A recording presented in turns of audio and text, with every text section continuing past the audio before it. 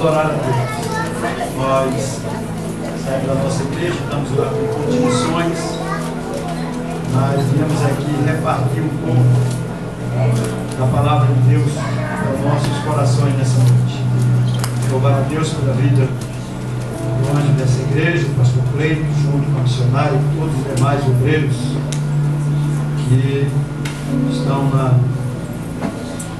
pleitado desse ministério, dessa obra.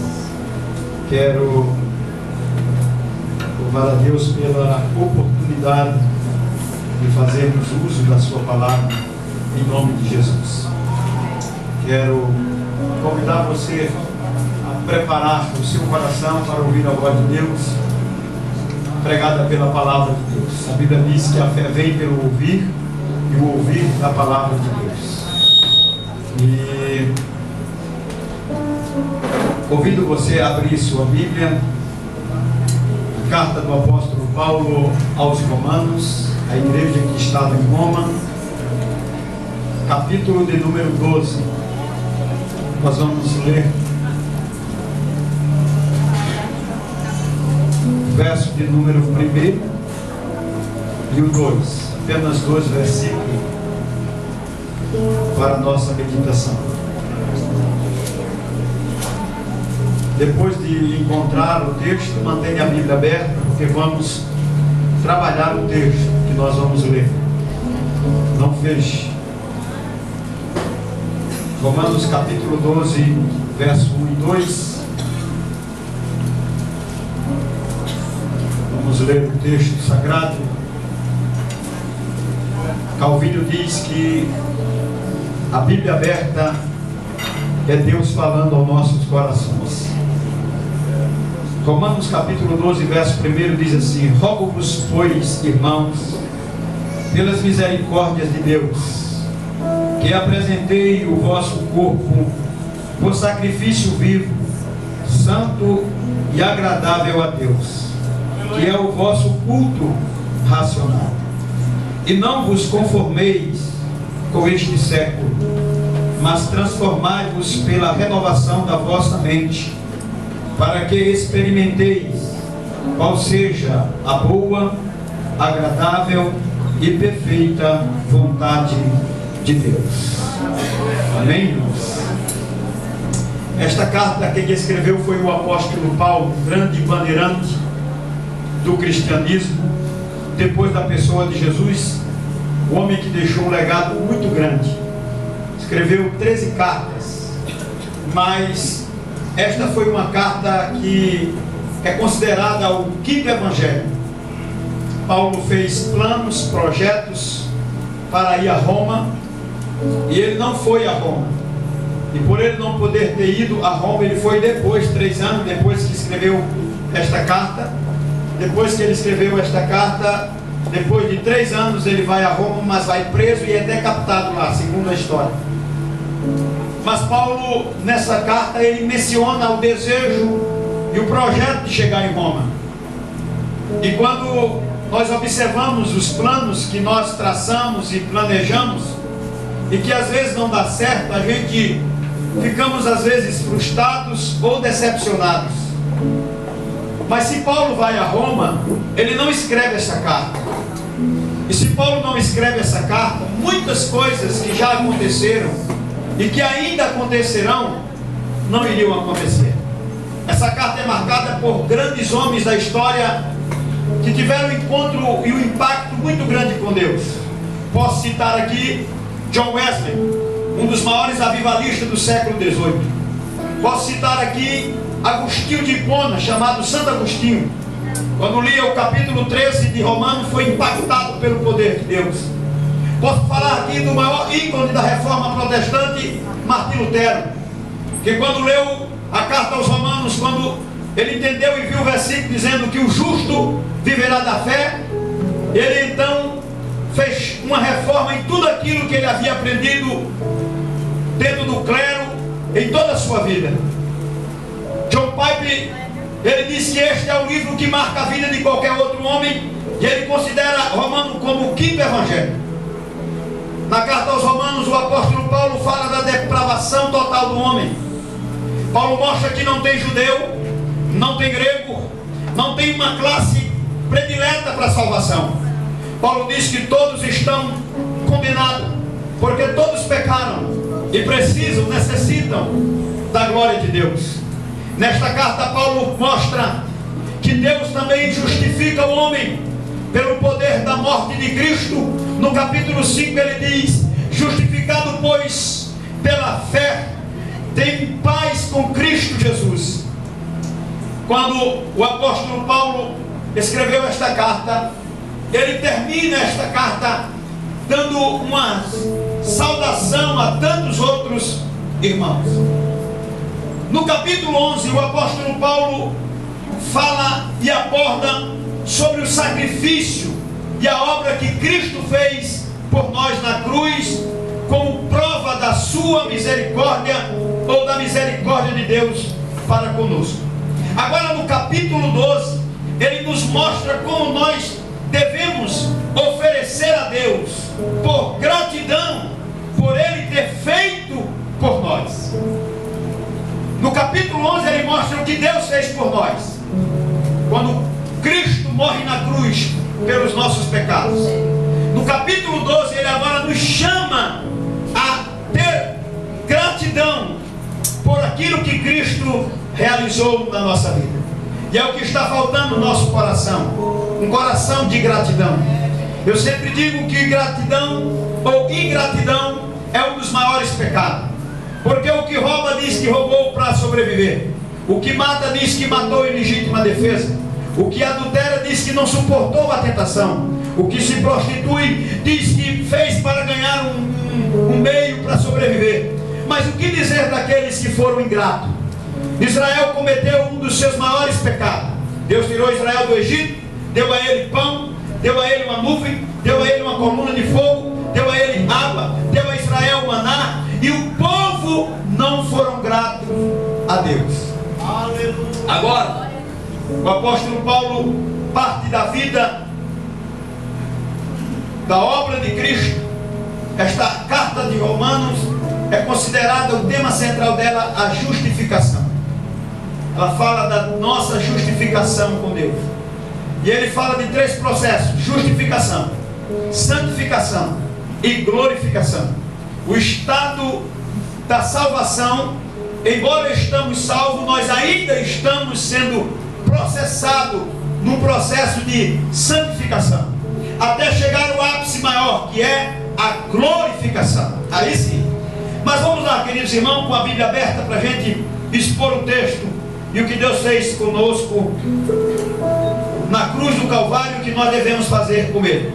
Ele começa dizendo assim: rogo-vos, pois, irmãos, pelas misericórdias de Deus. Paulo usa uma palavra aqui que no nosso vocábulo dá-se a entender que Paulo está pedindo ou implorando, mas essa palavra também no contexto grego ela tem o sentido de uma ordenança. É um pedido baseado em uma ordem. Ele está dizendo: eu rogo, os irmãos, eu estou pedindo.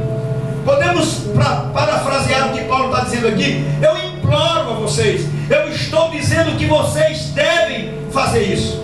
E um dos textos, uma das coisas mais lindas que Paulo faz nas suas cartas é o termo irmão. Deixe a Bíblia aqui um parênteses sobre falar sobre isso. Nós chamamos muito nossos irmãos de irmão, mas na prática nós não vivemos como os irmãos. Porque o contexto de irmão aqui é muito mais do que o contexto de um irmão biológico. Você sabia disso? Quando Jesus estava em um momento mais íntimo com seus discípulos, ele disse para os seus discípulos: eu não vos chamo mais de servos, mas eu vos chamo de meus amigos. Não chamou eles ainda de irmãos, depois é que ele vai chamar de irmão. Porque dizer que o nosso irmão é irmão nosso é fácil. Agora, vivenciar e declarar este amor para nosso irmão é que é difícil. Abraçar, apertar a mão, saudar como irmão é muito fácil. Mas praticar aquilo que a Bíblia pede para com que nós façamos com os nossos irmãos é muito difícil. É muito difícil. E esse nome irmão, ele entra em desuso. E todo mundo é nosso irmão, mas é nosso irmão, mas eu cuido do meu. É meu irmão, mas ele pode passar fome. É meu irmão, mas ele pode andar do jeito que puder. Ele não tem roupa, ele não tem comida. Ele lá e eu cá. Isso não é a irmandade que Deus nos estabeleceu pela pessoa de Cristo.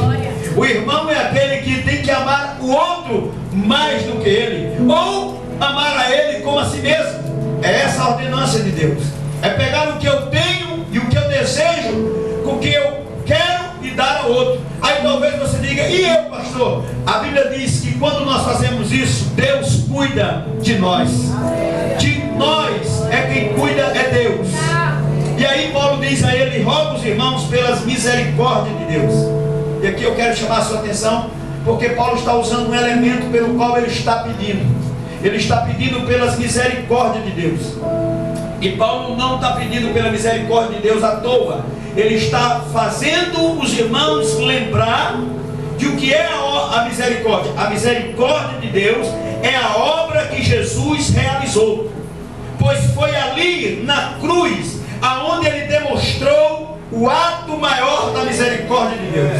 Quando eu observo, lembro e vejo o que Jesus fez por mim, Paulo está dizendo: eu não estou pedindo a vocês à toa, eu estou pedindo a vocês por causa da misericórdia. Vejam o que Jesus fez por vocês, vejam o que Deus fez por vocês. Então olhe o que Deus fez, então retribua Ele pelo que Ele fez. Paulo não está fazendo um pedido como se ele não tivesse dado nada. Ele está dizendo: Deus já deu o maior, Deus já deu o seu Filho, que é infinitamente muito melhor. Como ele escreve no capítulo 8, Deus prova seu grande amor, dando o seu Filho Jesus para morrer por nós na cruz. Não dará a ele as outras coisas que são pequenas. E aí, quantas vezes nós temos esquecido da misericórdia de Deus? E nós, na ênfase de crescer e ter e de sermos, esquecemos da misericórdia. E tem duas palavras centrais na Bíblia: misericórdia e graça. Qual a diferença de uma para outra, pastor? A graça, ele me dá o que eu não mereço. A misericórdia, ele impede de me dar aquilo que eu merecia. Olha como é forte. Eu não merecia céu, a graça vem me dar. Eu não merecia salvação, a graça vem me dar. Eu não merecia perdão, a graça vem me dar. Agora, eu mereço inferno, a misericórdia vem e diz: não dá. Eu mereço condenação, a misericórdia vem e diz: não deu. É isso que Paulo está dizendo. Veja que vocês estavam condenados, vocês estavam em pecado, vocês estavam derrotados, mas pela misericórdia de Deus, vocês estão salvos. Isso é motivo para a gente pensar. Paulo está dizendo: olhe para a misericórdia. Eu não estou rogando em nome da minha pessoa, eu estou rogando a vocês em nome daquilo que Cristo realizou na cruz do Calvário, por mim e por você. Ele cumpriu, executou o plano da misericórdia de Deus para conosco. Quando nós olhamos e lembramos do que Jesus fez por nós na cruz, nós temos motivos suficientes para servir a Ele, para adorar a Ele, para prostarmos diante dele e dizermos: eis-me aqui, Senhor, envia-me a mim, eu quero te servir. Mas o grande problema é que muita gente não lembra da misericórdia. Acha que está aqui porque é o bonitão, porque é o cara é o dono da cocada preta, é a última Coca-Cola do deserto, é a última bolacha seca do pacote. Você só está aqui por causa da misericórdia de Deus. Você só pode sentir a presença dele por causa da misericórdia de Deus. Você só pode adorar a ele por causa da misericórdia dele. Se não fosse a misericórdia de Deus, diz o profeta, porque a misericórdia de Deus é renovada toda manhã, e se não fosse ela, nós seríamos consumidos vivos. Paulo está dizendo: olha para a misericórdia de Deus. Olha o que Jesus fez lá. Rogo-vos, pois, irmão, pelas misericórdias de Deus. E é Deus que executa a sua misericórdia na pessoa do seu Filho amado Jesus. Em segundo lugar, ele diz aqui a outra palavra: que apresenteis. Eu não vou citar nem termos gregos, eu vou apenas trazer a tradução do que significa essas palavras no grego, no original. Essa palavra apresenteis, ela está relacionada a uma entrega total. Preste atenção aqui. Apresentar aqui não é chegar. A palavra no grego para chegar é parúzia. É a presença de alguém. Apresentou, chegou. Aqui aqui não é essa palavra. A palavra aqui significa uma entrega total, de uma vez por toda. É isso que Paulo está dizendo. É isso que Elias disse no Monte Carmelo. Eu quero saber de uma coisa: se vocês vão cochear entre dois pensamentos, entre Baal e Deus. Agora hoje é dia de decisão. Ou vocês servem a Baal, ou vocês servem a Deus. O que ele quer? Uma entrega total. A gente não pode viver essa vida dúbia. A gente não pode viver essa vida dupla. Que na igreja é aleluia, na igreja é glória a Deus, mas fora da igreja é motel, é bebida, é droga, é mentira. A boca que dá glória aqui chama palavrão lá fora. Deus está dizendo: eu não quero isso. E Paulo escreve para Romanos dizendo: eu rogo, eu peço que vocês olhem para a misericórdia de Deus. E quando vocês compreenderem essa misericórdia, vocês vos entreguem de uma vez por toda ao Senhor. É uma entrega total. A palavra aqui é a mesma palavra que é usada quando Jesus conta a parábola do noivo e a noiva. É como um noivo e a noiva que se casa na núpcia, sem reservas, sem nenhum impedimento. É o momento nupcial entre o noivo e a noiva, sem reserva, sem nenhuma restrição entre um ou outro, com sinceridade. E é por causa da misericórdia de Deus que eu devo me entregar a Ele. Por quê, pastor? Porque Jesus entregou-se por mim sem reserva. Ele deu o seu único filho para todo aquele que nele crê não pereça, mas tenha a vida eterna. Aleluia, aleluia. É por causa disso que eu faço, porque antes dele pedir a mim, ele já nos deu. Ele já se entregou na cruz do Calvário. Ele já se entregou sem nenhuma reserva. E a gente precisamos prestar esse culto que é aqui que Paulo vai chegar mais na frente. A gente chega aqui e fica pensando: o cheque, a promissória, a casa, o terreno, o menino, o papeiro, o fogão, será que eu desliguei? A geladeira vai congelar. Amanhã, como é que eu pego o ônibus? Vou de metrô? Eu chamo o quê? Como é que eu vou? E Deus está dizendo: eu quero que você entregue. É a mesma palavra que ele usa no hebraico lá: filho meu, dai-me o teu coração.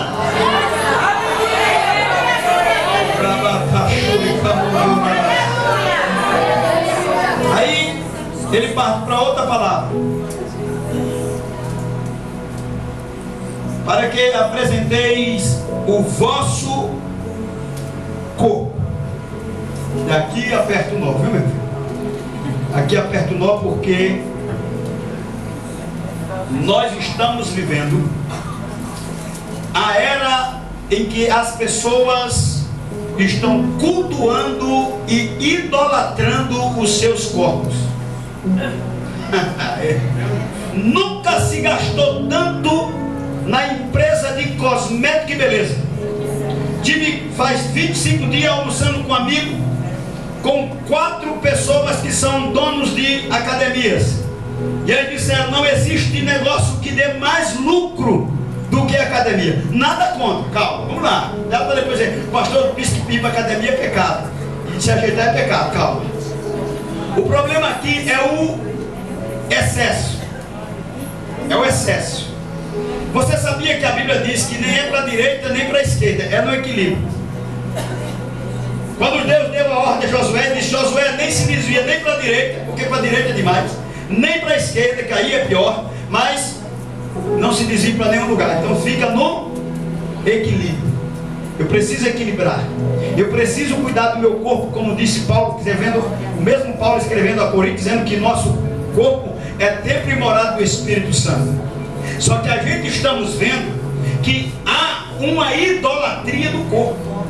Hoje só se arruma, escute, eu sou profeta de Deus aqui, só se arruma um bom emprego se tiver um corpo bom, se tiver um corpo bonito, uma manequim, uma boneca daquela da Barbie, um corpinho de violão. Isso é o sistema do mundo que eu vou falar para vocês daqui a pouco. O sistema de Deus não vale pelo que você tem no seu corpo, mas o que você é de essência, porque você é um ser humano, você é uma criatura de Deus. E aí a pessoa tem, agora aperta, segura aqui, lá vai. A pessoa tem 1 hora numa academia, mas não passa máquinas que tem dentro da academia, não sabe um versículo da Bíblia, não jejuma, não ora, e estão buscando, e você sabe disso, pessoas que morrem, pessoas que têm problema porque se sente magra, gorda, magra, sentindo gorda demais,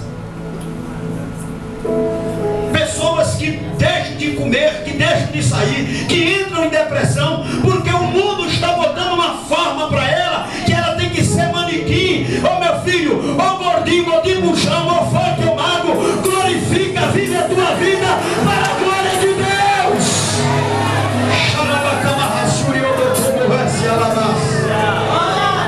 Mas o mundo disse que é feio, mas Jesus está dizendo que você é bonito a si mesmo. Porque Jesus não se encanta pelo que tu tem na tua beleza. Ele te amou quando tu ainda estava morto, disse o apóstolo Paulo escrevendo aos Efésios, nos teus delitos e pecado. Ele amou você muito antes de você ter vida, porque Deus te amou.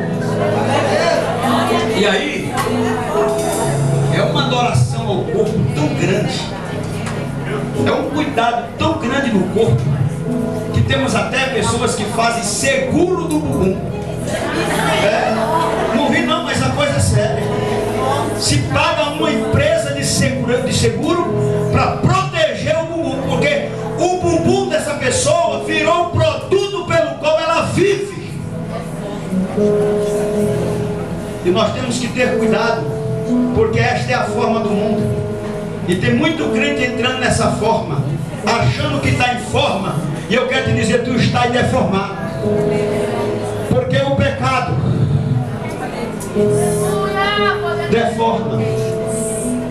Somente Jesus transforma. Aleluia. Escute. Pessoas que idolatram o seu corpo, que cultuam os seus corpos. Nunca se gastou tanto como nós estamos vendo hoje. Agora, se paga, escute, se paga academia, se tem alguém que vende, não tem problema nenhum. Compra shake caríssimo, Balifres, não sei o que, que tem outra aí, tem mais, tem um bocado. Agora, não dá uma oferta para missão, não é dizimista, não é ofertante. Agora chega o Herbalife, um negócio desse tamanho, 150, eu tenho que comprar porque eu tenho que estar em forma.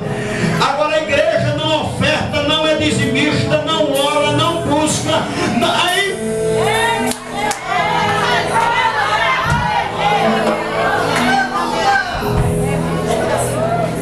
paga rios de dinheiro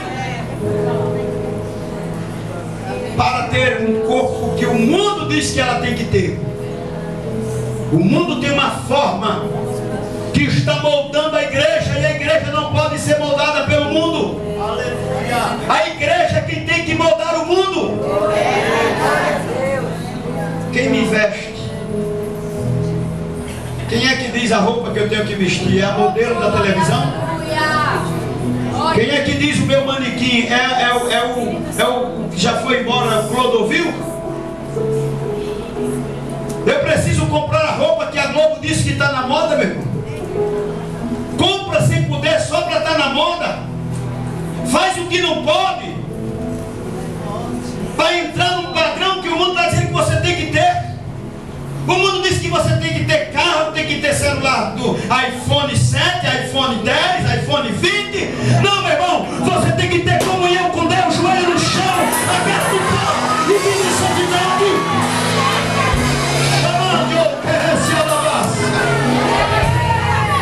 Porque você vive sem iPhone, você vive sem iPod. Agora sem Deus você não pode nada. Com Ele sem mim, nada podereis fazer.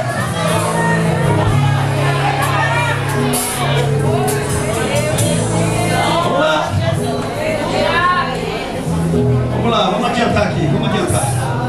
Vamos pensar, a terceira coisa que ele pede, ele roga aqui.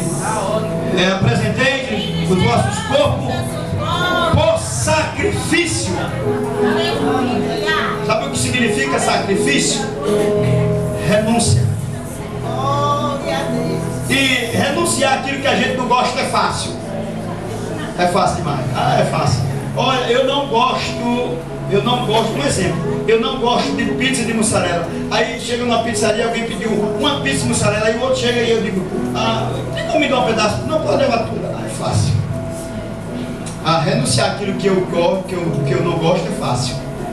Mas aqui é renunciar àquilo que eu gosto. Deus nunca vai pedir aquilo que a gente não gosta. Quando ele foi pedir a Abraão, quem ele pediu?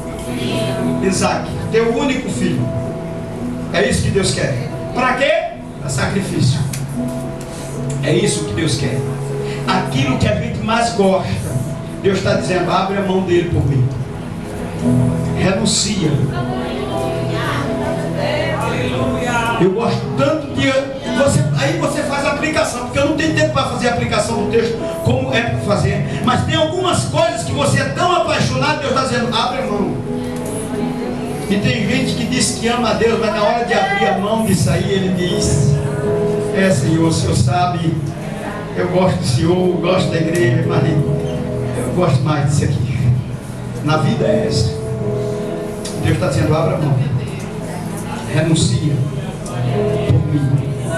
Porque ele renunciou o céu, ele deixou sua glória, ele deixou sua casa, ele deixou habitar com o Pai, ele vestiu-se de um corpo humano, ele veio como homem morrer. E Paulo diz isso escrevendo aos Filipenses, porque sendo como Deus não usurpou, a palavra ali no grego significa reivindicar, querer ter, mas antes aniquilou-se a si mesmo e foi servo, e servo obediente até a morte e morte de cruz. Agora sacrifício, a gente chega nas igrejas, glória a Deus por isso, é uma dificuldade para estacionar um carro, porque todo mundo tem um carrinho para vir para casa, glória a Deus. Agora se mora 1 quilômetro longe da igreja, não, porque o negócio é longe, vai ter que pagar um preço, você paga preço coisa nenhuma, rapaz. Quem pagou o preço foi Jesus. Tu tem que vir lá da Curcurana, seja do Cucuruca, lá do Curcurá, dando glória e dizendo, o Senhor já pagou por mim, glória a Deus por isso. Eu vou de pé, eu vou de ônibus, eu vou de táxi, eu vou de carona, eu vou de bicicleta, mas eu quero adorar a Deus. Sacrifício. Ninguém quer sacrificar. Ninguém quer sacrifício. Ninguém quer pagar preço. Aqui é pagar preço. E ele está dizendo, como sacrifício é renunciar, abrir mão das amizades da escola, da faculdade, aquele coleguinha que você gosta tanto, mas que ele não comunga a tua fé, que ele está bebendo de uma filosofia barata, que ele está lendo um livro de ateu para te confrontar, e você tem que abrir mão dessas pessoas e dizer, eu não quero essa amizade. A minha amizade é com quem comunga a mesma fé comigo. Eu não quero inimizade, mas eu não posso. Eu vou abrir mão do coleguismo, da amizade, daquilo que você está pensando que é bom e no final não é bom. Ele está pedindo esforço, trabalho. Você não sabe como era entregue uma vítima do sacrifício do Antigo Testamento, meu irmão? Quando uma pessoa pecava, tinha que levar um animal perante o sacerdote. Um animal de 1 ano. Por que de 1 ano, pastor? Porque ele estava na flor da idade. E esse animal era imolado na frente da pessoa que havia cometido o pecado. Agora você imagina um animal que você está vendo ele na flor da idade ter que ser morto por causa do pecado. Isso, outra coisa, você não poderia mandar por ninguém. Você tinha que ir. Não, você leva o sacrifício, não, você tem que ir. Você pegava o boi, carneiro, seja que tamanho fosse, e você ia para o templo, aonde você morasse, seja, não tinha carro não, viu? E ele levava aquilo no lombo, seja como fosse, e era levado lá. Quando chegava lá, ele ficava perto da vítima, e o sacerdote imolava ele com um cutelo chamado de adaga. E quando o sacerdote cortava o animal, muitas vezes sua roupa era salpicada de sangue. E quando ele voltava do seu sacrifício, todo mundo via na rua sua roupa manchada de sangue, dizendo, ele cometeu um pecado. Não era que Deus tinha prazer na morte do animal, era porque Deus queria mostrar a nós e as pessoas o quanto o pecado é destruidor. O pecado destrói famílias. O pecado destrói filhos. O pecado destrói lar. O pecado é como um câncer, como disse Davi, nos ossos. É terrível o pecado. Se nós pecássemos e só nós fôssemos vítima das consequências do pecado, era muito bom. Mas aqueles que nos cercam, veja, Davi comete erro, mas a sua família é totalmente tomada pelos erros de Davi. Aqueles que estão mais próximos de nós são vitimados pelas consequências do pecado. O pecado é avassalador. O pecado é destruidor. Então tenha cuidado com o pecado. Abra mão, sacrifique. E aí ele usa outra palavra agora muito interessante, que é um sacrifício, diga, sacrifício vivo. É totalmente diferente do Antigo Testamento. Porque no Antigo Testamento os sacrifícios eram mortos. Agora os sacrifícios são vivos. Enquanto no Antigo Testamento o sacrifício era os animais que eram sacrificados, agora somos nós quem somos os sacrifícios. Mas nós estamos vivendo uma época do triunfalismo. Do que eu determino está determinado. De que eu falo está falado. De que agora é só vitória e é tudo bênção. E a gente vai crescendo numa robustez frívola de que somos melhores, e quando nos deparamos com a dificuldade, vemos que nós não somos o que pensamos que somos.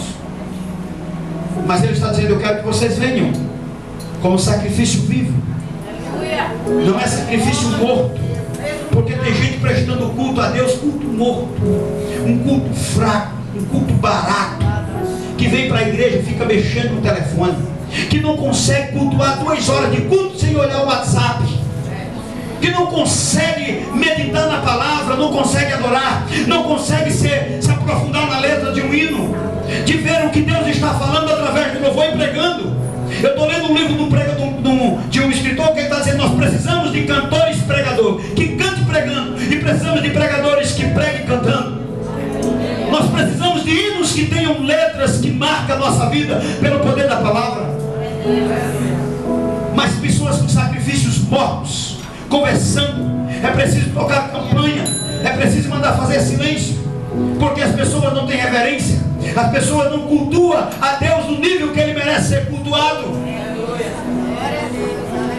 Mas quando ficamos na frente de uma televisão, nós não perdemos uma cena. Nós sabemos os nomes dos atores todinho. Nós sabemos toda a roteira do filme e tudo o que vai acontecer, mas não conhecemos de Deus. Como podemos adorar esse Deus que nós não conhecemos? Foi o que Jesus disse à mulher na beira do poço de Jacó. Glória a Deus. Que tipo de culto você vem prestar a Deus? Você vem aqui para mostrar sua roupa, para mostrar o corte do seu cabelo, a aroma do seu perfume, a gravata que você comprou da Brookfield. O que você vem fazer aqui? Você vem adorar a Deus, então adore a Ele, louve a Ele, exalte a Ele. Não deixe com que as coisas desse mundo te roubem a adoração a Deus.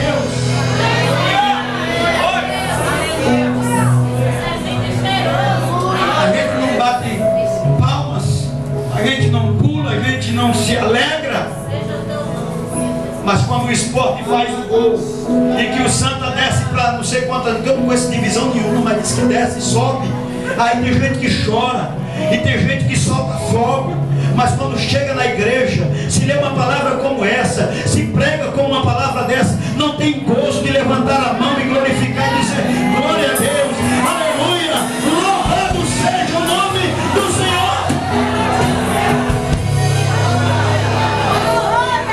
Aleluia. Aleluia. Sacrifício vivo. Aí ele usa outra palavra aqui, santo. Veja aí comigo. Essa palavra santo, deixa eu explicar aqui o que significa essa palavra aqui nesse contexto. Porque ela pode significar outra coisa no outro texto, viu, irmão? Cada texto tem um contexto.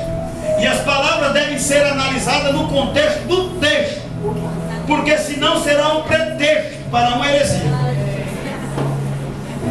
Essa palavra santo, na igreja, a gente aprendeu que ela é um padrão de vida, e não é. Ela não é um padrão. Todo mundo que tem o cabelo grande é santo. Não é assim? Todo mundo que veste a saia, varrendo a igreja é santo. Essa palavra aqui não está falando de padrão. Não está falando de um ritmo que eu faço e eu faço a performance que me exige para que eu seja santo. Essa palavra santo aqui, ela significa separado, porque a palavra santo em si significa separado. A palavra santo aqui significa consagrado também. A palavra santo aqui, ela significa algo separado ou tirado à parte, ou separado para servir. Nós temos que ter muito cuidado, porque todo projeto do diabo, escute o que eu estou falando aqui, é mistura. Você sabia disso? Quando o profeta Balaão foi contratado por Baraque para amaldiçoar o povo, ele disse: eu quero amaldiçoar Israel. Aí alguém disse: olha, é bronca para amaldiçoar Israel. Só tem um jeito de amaldiçoar Israel. Tem que chamar um profeta de Israel, que seja da linhagem de Israel, para ele amaldiçoar. Aí Baraque contrata Balaão, e Balaão vai para amaldiçoar Israel. Ele vai em 4 montes. Dos 4 montes que ele vai, todas as vezes que ele abre a sua boca, a Bíblia diz que o Espírito do Senhor se apoderou-se de Balaão, e ele disse assim: eu não posso amaldiçoar a quem Deus abençoou. Mas aqui é outra mensagem. Eu só quero usar o contexto para fazer a aplicação. Quando ele percebeu que não teve êxito ali, alguém o chamou e disse: Baraque, só tem um jeito, mistura o povo, põe as mulheres para casar-se com eles. Aí o perigo. E eu falei na minha igreja semana passada, e doe quem doer. Esse negocinho de quem não é crente, namorar com quem é crente, não é de Deus, e nem é bíblico. Ou eu obedeço a Bíblia, ou eu obedeço o que alguém acha, porque eu vou ganhar ele para Jesus. É um perigo, você já está perdido para o diabo faz muito tempo, você nem sabe. Pastor, o que é isso? Eu estou falando o que é Bíblia. Se não quer Bíblia é outra coisa. Se quer acomodação, pano morto, dizer: não, fique aqui minha filha, ajeita. Não, a Bíblia diz que não há comunhão na luz como as trevas. Tiago diz que não pode jorrar água doce e água salgada de uma mesma fonte. E o que é que o diabo está fazendo, pastor? Misturando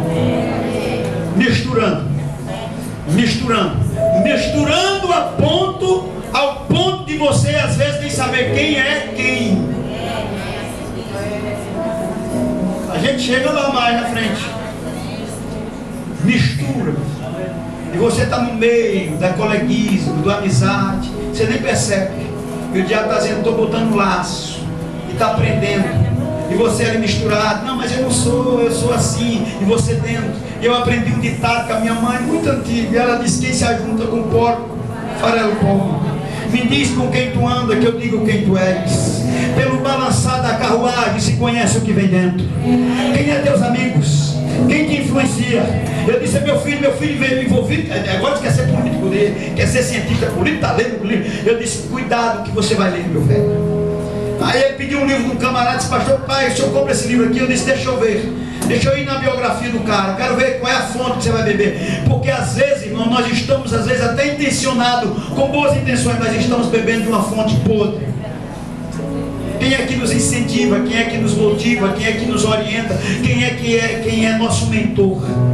Quem são os livros que vocês estão lendo na faculdade? Ah, mas o pastor, o professor lá, o cara é bom, o cara é conhecedor. Ele pode ser o que for, mas se ele não crê em Deus, o seu conhecimento é vão. Às vezes a gente se impressiona por falar do cara, o vocábulo, o cara é bom porque conhece isso. Rapaz, tudo que esse cara dizer é verdade. Não, é mentira. Isso é uma falácia. E aí, meus irmãos, a gente tem que ter cuidado, porque o diabo quer misturar, gente. E Paulo está dizendo: eu quero que vocês se separem. Glória a Deus. Que vocês sejam santos aqui, é separado. É tirado à parte. É tirado à parte. É separado, meu. A Bíblia diz: foge da aparência do mal. Não é nem do mal, aquilo que aparenta o mal, foge dele. E às vezes a gente estamos sentados nas mesas, sentados à mesa, com pessoas que não comungam da mesma fé, que não acreditam no nosso Deus, que não crê no céu que você vai morar, e você está dizendo, não, estamos tudo bem, tudo bem. Não, meu irmão, não há comunhão, há separação. E quando Deus começou o quê? Separando. Qualquer dia que eu vim pregar aqui, eu vou pregar sobre isso, sobre a separação de Deus na criação. Ele separou a luz das trevas, os astros das coisas, separou as águas da terra. Deus é um Deus que separa. Pastor, o que é isso? Separa. Quando ele chama Abraão lá de Ur dos Caldeus, ele diz, Abraão, deixa teu pai, deixa tua mãe, deixa a tua parentela e vem. Separa. Separa.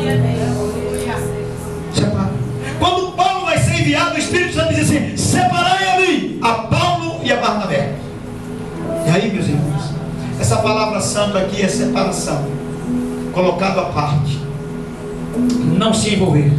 Agora, ele diz aqui, corpos, sacrifício vivo, santo, agradável a Deus. Aqui o negócio aperta um pouco, porque a gente temos um problema, nós temos um problema de ficar preocupado de agradar a homens. Irmão, tá bom aí o ar-condicionado? Como é que tá aí, irmão? Não se preocupe de agradar ninguém aqui não. O culto não pode ser medido para agrado das pessoas. O culto deve ser para o agrado de Deus. Mas agora aperta. Por quê? Porque nem tudo que agrada ao homem agrada a Deus. E a maioria das pessoas que querem agradar a Deus desagrada os homens. Ou você fica do lado de Deus, ou você fica do lado dos homens. O culto, escute, o culto não pode ser, eu tenho que cantar aquilo que o povo está cantando. Está no hip-hop, está em cima, porque agrada ao povo. Talvez não agrade a Deus. Talvez não agrade a Deus. Eu tenho que falar aquilo que o povo quer ouvir. Talvez não agrade a Deus. E às vezes nós prestamos cultos desagradáveis demais para Deus.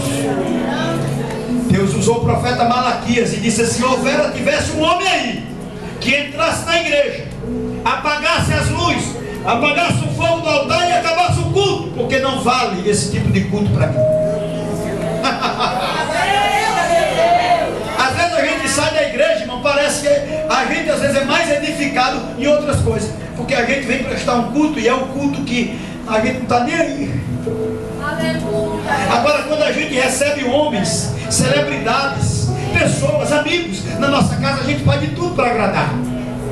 A gente fica preocupado se a macaxeira não ficou salgada, se o bode não queimou, se o pudim não ficou muito doce. Agora a gente chega na igreja, aí fica aquela cara de cavalo. Aleluia, aleluia. Eita, o pastor já mandou subir, já mandou sentar. Não vou ficar sem pé mais não, já estou cansado demais. E Deus está dizendo, eu estou me agradando do seu culto, hein? Que culto você está prestando para mim?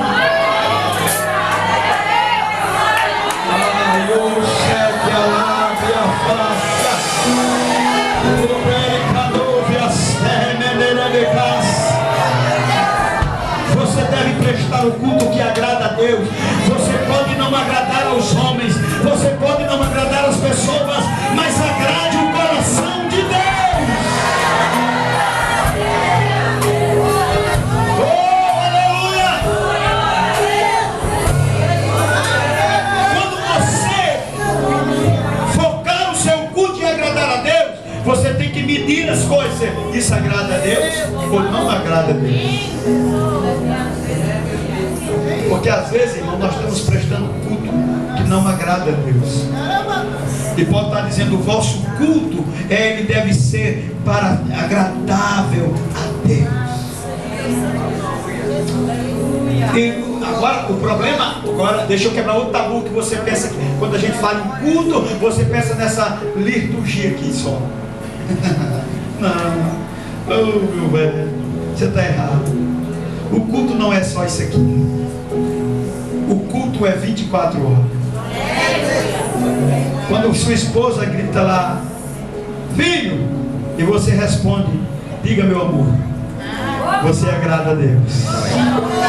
Agora quando ela grita, filho, você diz, o que é que tu quer, danado? Você desagrada a Deus.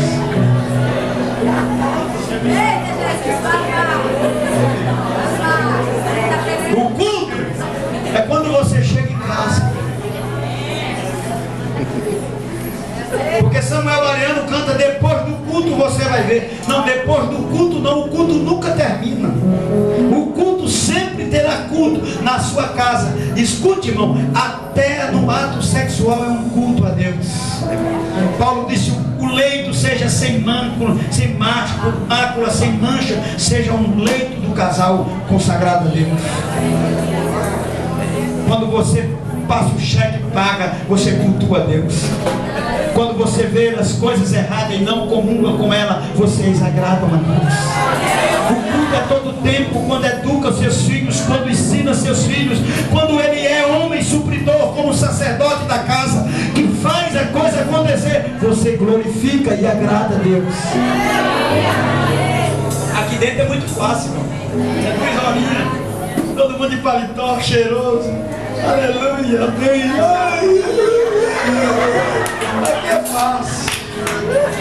A Bíblia diz que Naamã era comandante do exército do rei da Síria. Mas quando chegava em casa, que tirava aquelas patentes da sua roupa, diz que o seu corpo era leproso. Porque é fácil criar manobras ao público. Agora nos quartos escuros, nos mais escuros da nossa vida, é aí que Deus quer ver que a gente cultua Ele, ou agrada a Ele, ou não agrada a Ele. O culto deve ser para o agrado dEle. O grande problema, irmão, é que nós confundimos. Agora, é que nós confundimos. Que pensamos que o culto é só isso aqui. O culto é todo o tempo. Todo tempo nós adoramos a Deus. Deixa eu adiantar por causa da hora, mas não é muito tarde não, a gente vai até meia-noite, é 8h40 agora. Eu tenho que agradar a Deus. Essa deve ser a missão do pregador. Ele não pode se preocupar em que o povo vai achar da mensagem dele. Ele tem que saber que Deus quer que eu fale para o povo. O cantor ele não pode se preocupar. O que o povo quer, o que o povo quer cantar, o que será que o povo quer ouvir? Não é o que o povo quer ouvir, é o que você tem que cantar para Deus. Por isso, irmão, a entrega deve ser total. Agora ele usa capítulo 8, verso, aliás, que eu notei aqui, a outra coisa que ele diz aqui, que é o vosso culto racional. Aqui Paulo está falando de mente, aí pode juntar corpo, mente e coração, mas eu quero juntar os dois, a mente e o coração.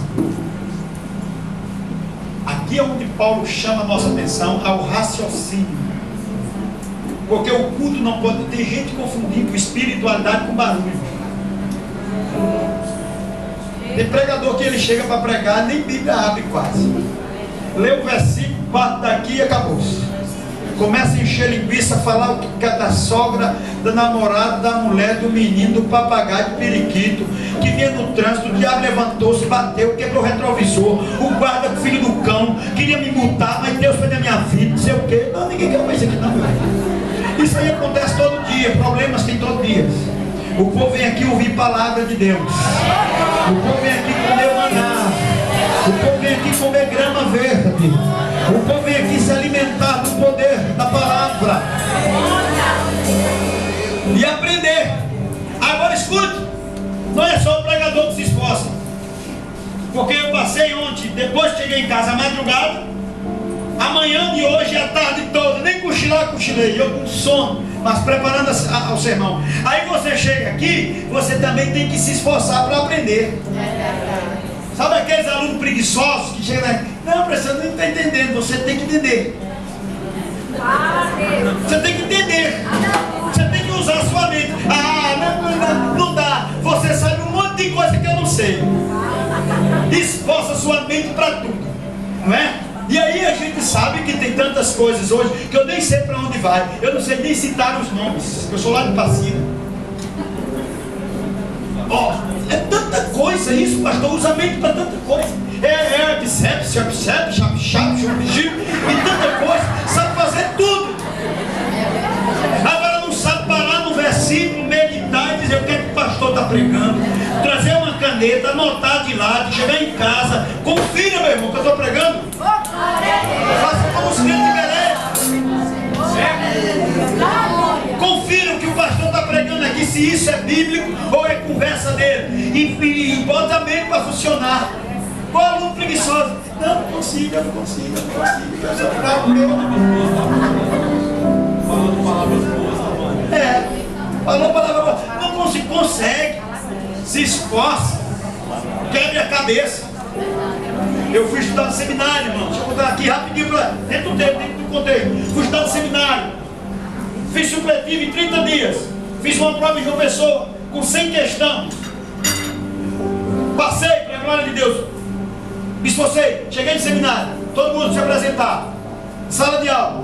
Quem é? Um advogado. Outro um juiz. Outro não sei o quê. Eu digo, meu Deus, o que eu estou fazendo aqui? Aí o professor veio uma pilha de livro. Eu não sabia nem o que era isso, só tinha a Bíblia. Para onde a gente só ia estudar a Bíblia lá, somente a Bíblia. Chega lá o cara com uma pilha de livro. O primeiro professor disse, cada um de vocês tem que comprar no mínimo 4 desses e ler, para fazer o resumo e tal. Eu digo, meu Deus, pelo amor de Deus, o que eu vou fazer aqui? Eu não vou embora, não vai dar para mim. Eu pensei em desistir, irmão. Quem é que não pensa? Pensei em desistir. Quando eu cheguei lá, pastor Cleide, eu chamava problema. Agora eu chamo problema. Porque eu não desisti. E quem não desiste vence. Persiste. Por maior que seja o obstáculo que você está enfrentando, Deus está dizendo, vai em frente que eu sou contigo. Não desista. Vai em frente.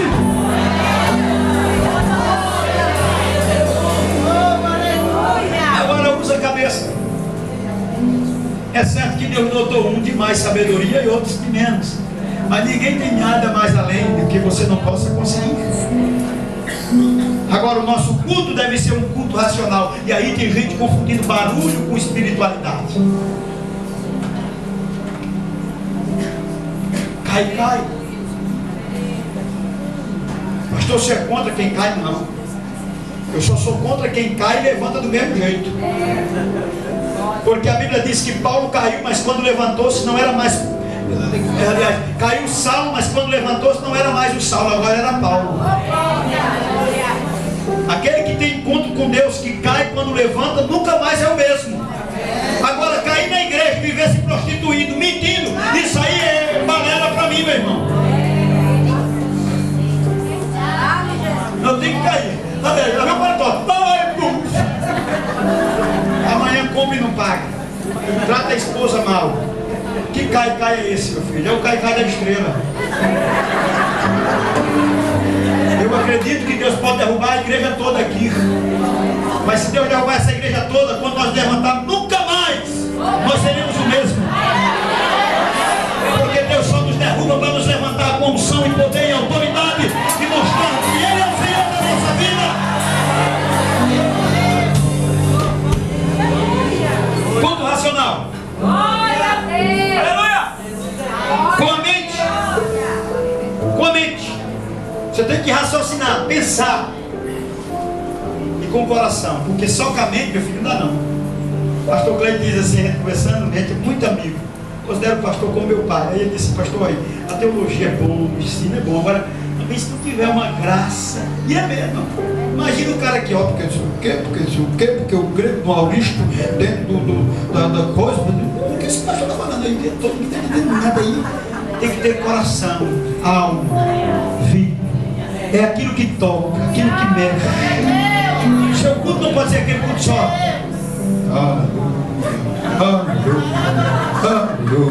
Mano, chora na presença de Deus. Diga, Senhor, eu estou aqui. Eu sou um ser humano que sinto dores, fraqueza, que eu estou passando por luta, que eu quero fazer e não faço, o que eu quero fazer não consigo fazer, mas quando eu não quero, eu já fiz o mal. É isso que Ele quer. Um coração quebrantado e contrito na sua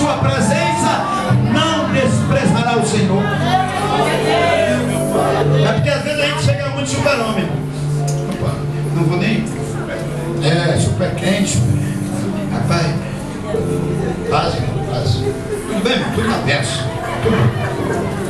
Tudo bem. Vamos presente de oração? Não, já orei, tudo bem. Aí quando chegou outro crente, ai, rapaz, que crente fraco é esse? Não, irmão, é o crente que está com oração, dizendo: Senhor, eis-me aqui, tem misericórdia de mim, Senhor. Eu sou tão pequeno, eu sou tão fraco, eu preciso de ti, Senhor. Traga as suas emoções no seu coração para chorar, para derramar, como Ana lá chorando, dizendo: Senhor, me dá um filho. Não aguento mais peninho, aquela cachorra da doença. Ela fala mal de mim, diz que eu sou amaldiçoada. Aí ele olha e diz: que Ana está aí bebendo cachaça, Ana? Tu tá bêbada?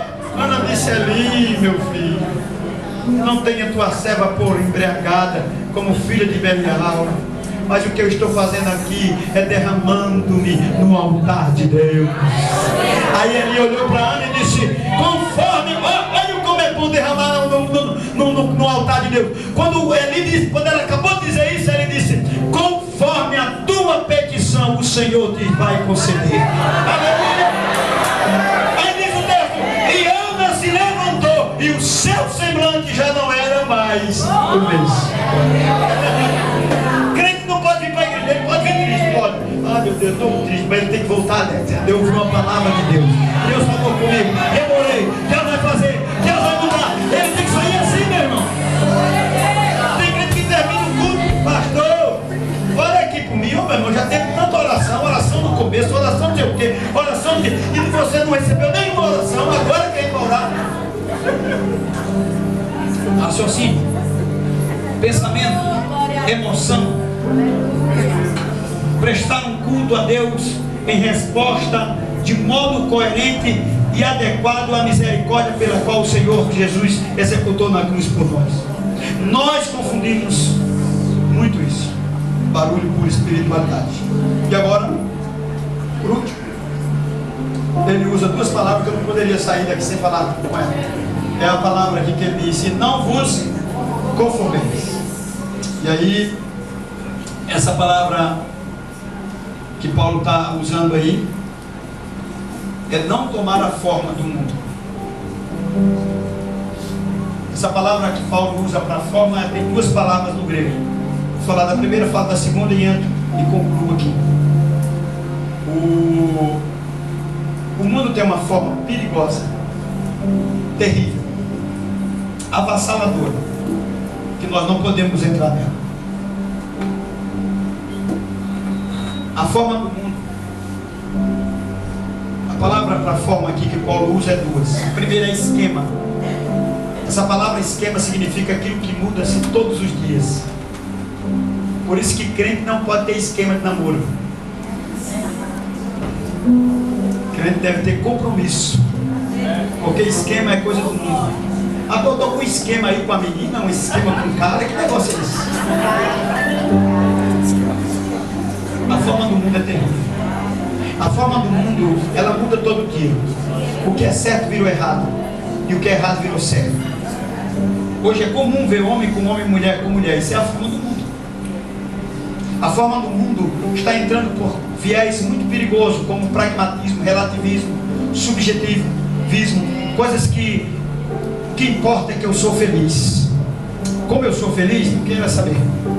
A forma do mundo diz assim: os fins justificam os meios, e não é. A Bíblia não diz isso. A forma que a outra palavra que Paulo usa para forma é mofeto. A palavra no grego significa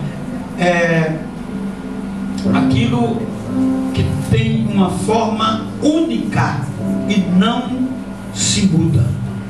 Ela é aquilo todo tempo. Então Paulo faz duas coisas. Ele diz: não entre na forma, mas sejam porque a gente tinha uma forma, viu? É por isso que Jesus disse a João Batista, a Nicodemo: é preciso nascer novo. Se não formos transformados, nós continuamos com a forma do mundo. Esse aqui é o perigo. Esse aqui é o perigo, trazer as coisas do mundo para a igreja. Pastor, vou botar um negócio aqui que o mundo lá é assim. Não, meu filho, aqui não é assim. Eu digo um sermão para eles. Enfrentando o academicismo sem perder a fé. Porque vão encontrar professores ateus, marxistas, pessoas com ideologia de gênero, coisas terríveis. E se o jovem não estiver preparado, vai entrar na forma de lá. Por isso você tem que sair daqui já transformado. E aí não entra.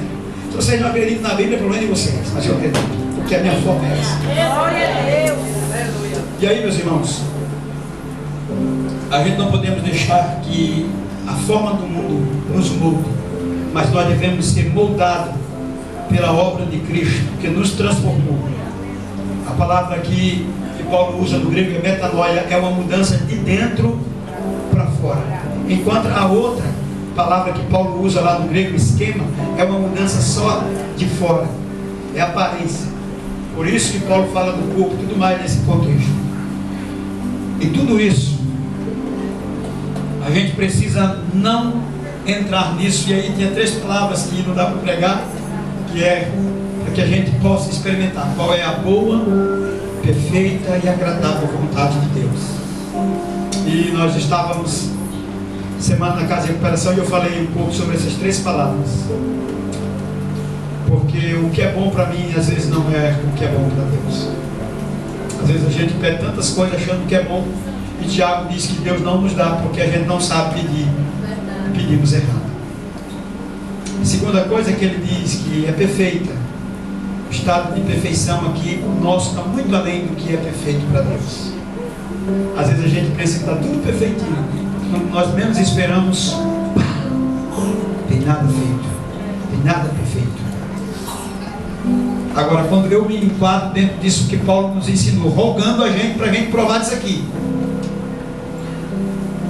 para experimentar qual é a boa, perfeita e agradável palavra de Deus.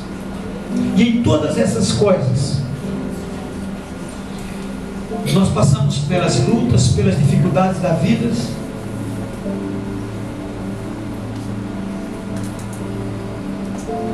mas Paulo fala de que Deus, Ele nos estabelece normas e cuidados, e que Ele mesmo também cuida de mim, cuida de você. Quando você presta esse culto a Deus, talvez você diga, mas pastor, como é que eu vou fazer isso? Você faz isso e Deus cuida de você. Deus cuida de você, Deus cuida da tua casa, Deus cuida da tua família.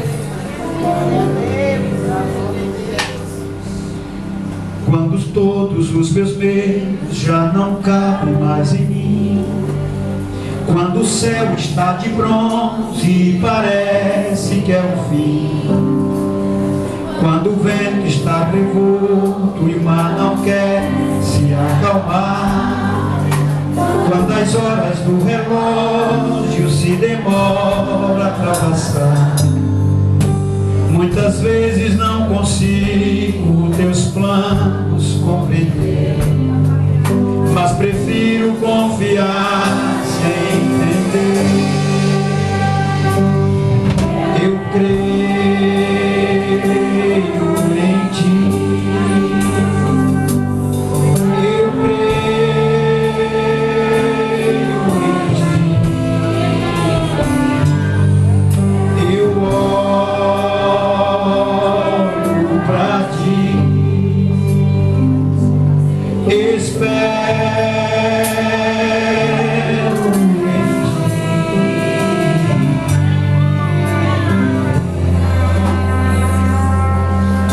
Quando você sente medo, do teu lado eu estou. E é bom que você sabe que eu sinto a tua dor. Nunca se esqueça que o mar possa acalmar, e que o fim do tempo certo da vitória entregar.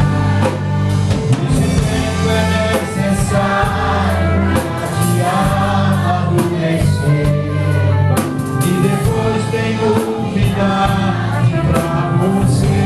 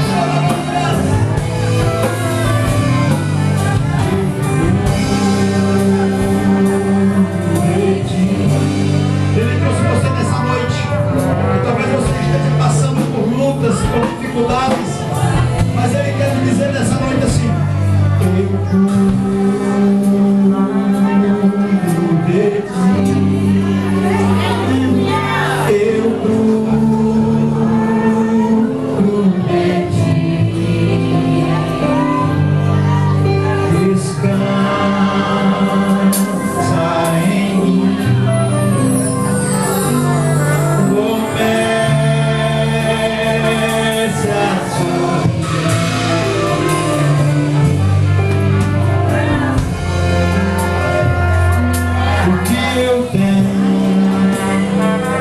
é bem melhor,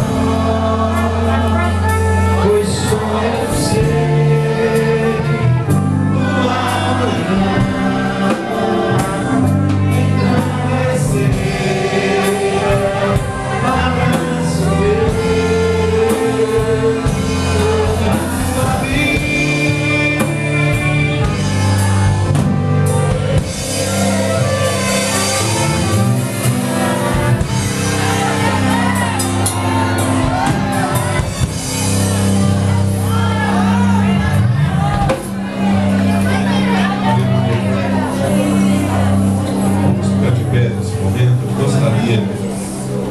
Alguém no nosso meio que gosta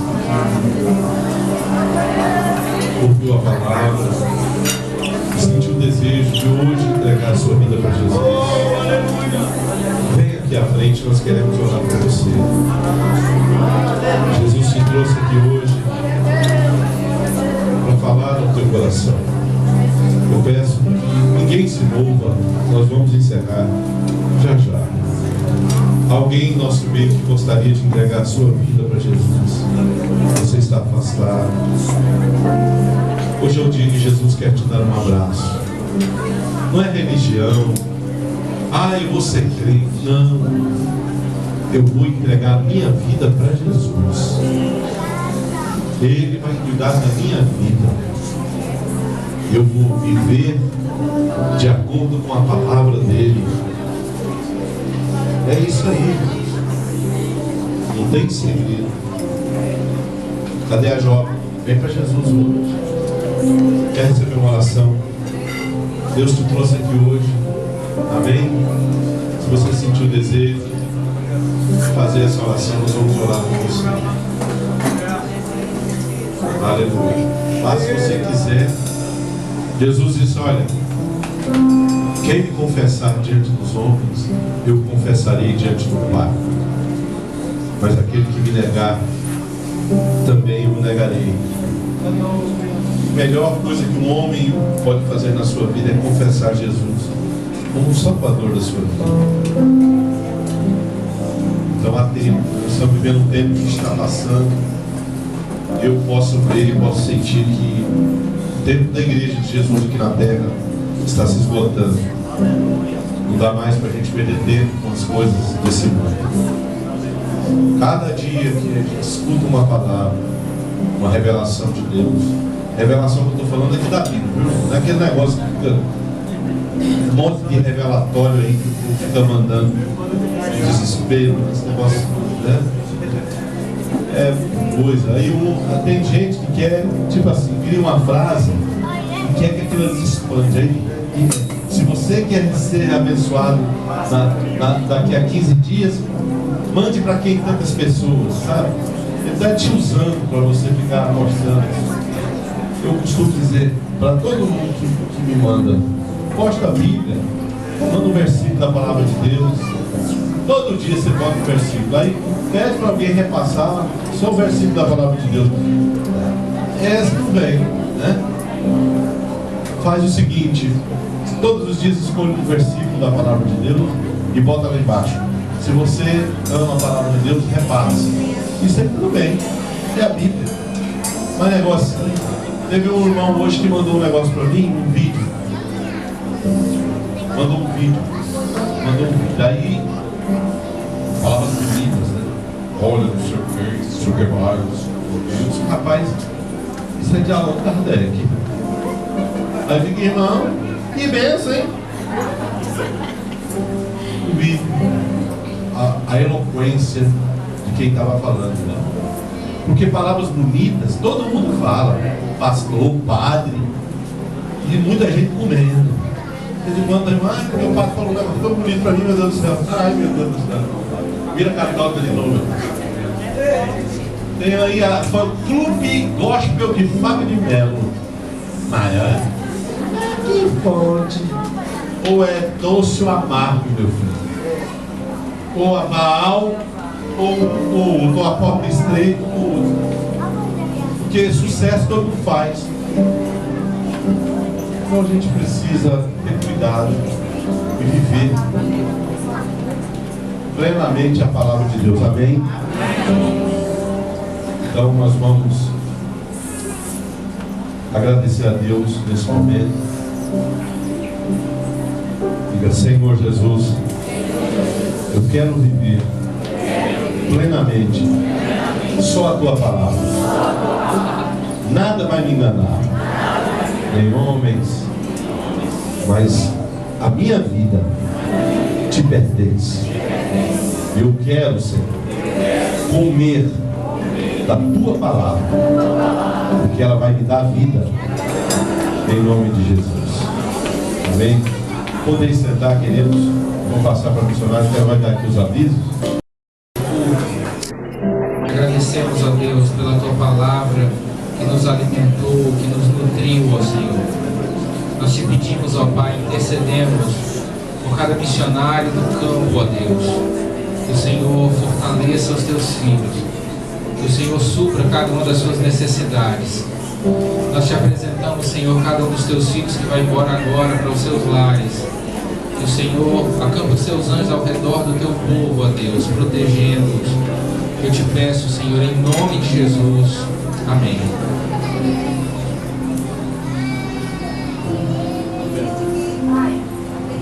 Amém. Vamos receber as bênçãos dos apóstolos, irmãos.